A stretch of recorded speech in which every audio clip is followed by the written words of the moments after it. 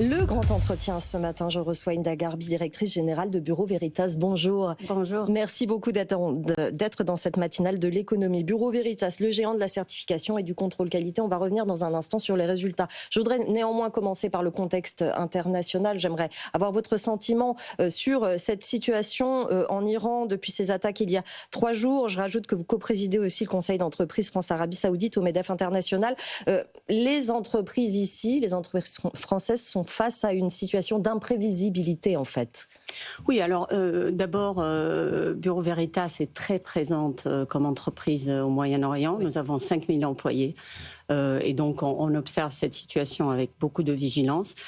Et nous avons œuvré les 3 derniers jours à être sûrs que tous nos employés et leurs familles sont en sécurité. Après, bien entendu, toutes les entreprises sont confrontées à cette situation qui est très fluide.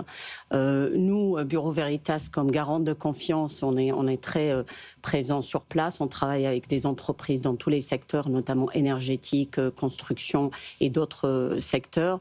Et donc, on est vraiment dans notre rôle de garant de confiance pour la sécurité des personnes, la sécurité des actifs, la sécurité de l'environnement. On observe tout ça, on travaille étroitement avec nos clients et on fait en sorte qu'on est préparé, mobilisé pour les aider pendant cette période. Là, vous l'avez dit, on agit dans l'urgence, on va au plus urgent évidemment, mais si la situation s'envenime, mais en tout cas dure dans le temps, ça va devenir compliqué, ça va devenir plus inquiétant? Alors, je pense que c'est très important de reconnaître que c'est une situation qui évolue très vite, il faut se préparer et donc on se prépare. Il y a beaucoup d'anticipation sur les différents scénarios qu'il faut considérer pour éventuellement garantir la sécurité des personnes, mais comme je disais aussi, la sécurité des actifs. Et c'est là qu'il y a une étroite collaboration avec nos clients. On ne maîtrise pas ce qui va se passer, mais on ne maîtrise un peu la préparation par rapport à ça. Je veux rappeler que Bureau Veritas est une entreprise de 200 ans, presque, et donc on s'adapte. Nous, c'est un peu notre ADN, on s'adapte à des situations qui évoluent très vite et on se mobilise pour ça. Et par exemple, le transport maritime, où on est acteur sur ce secteur, on est mobilisé partout dans le monde pour aider nos clients qui peuvent déplacer ou changer les routes maritimes pour leurs navires.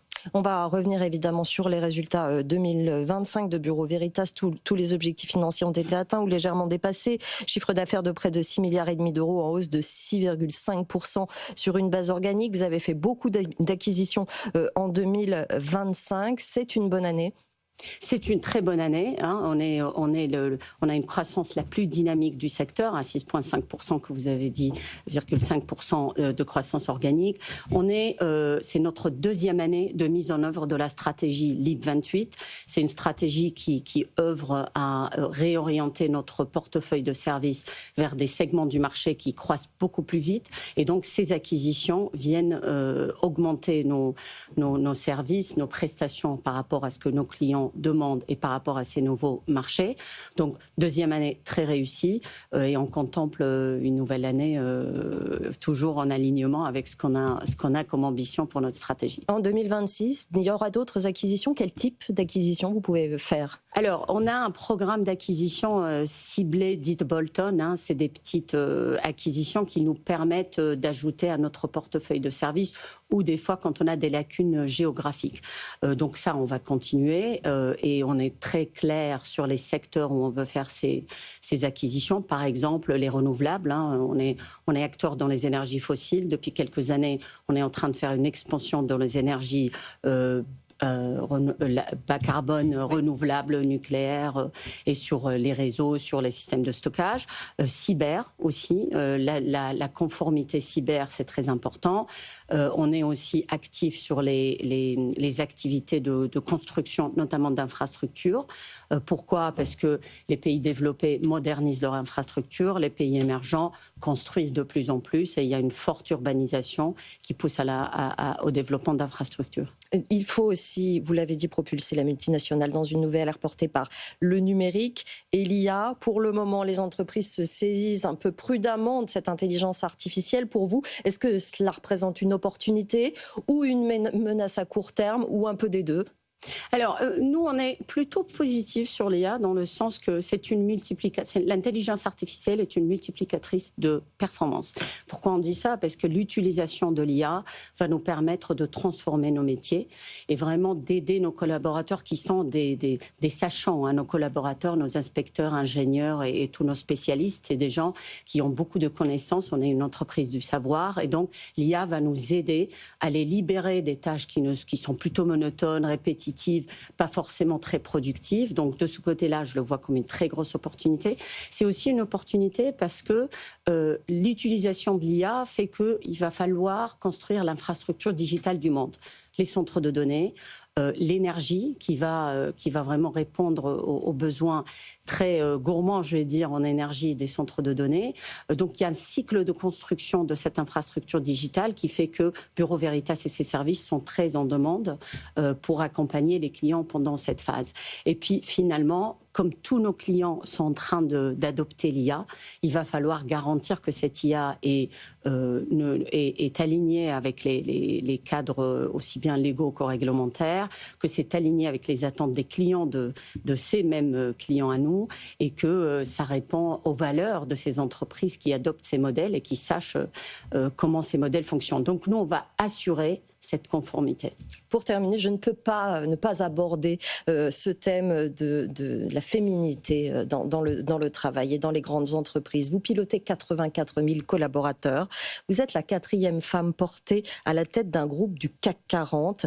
J'interroge ici la femme dirigeante. La loi Rixain vient d'entrer en vigueur en France pour mettre plus de femmes dans les instances dirigeantes. 4 femmes seulement au CAC 40, mais c'est tellement peu et ça avance tellement lentement.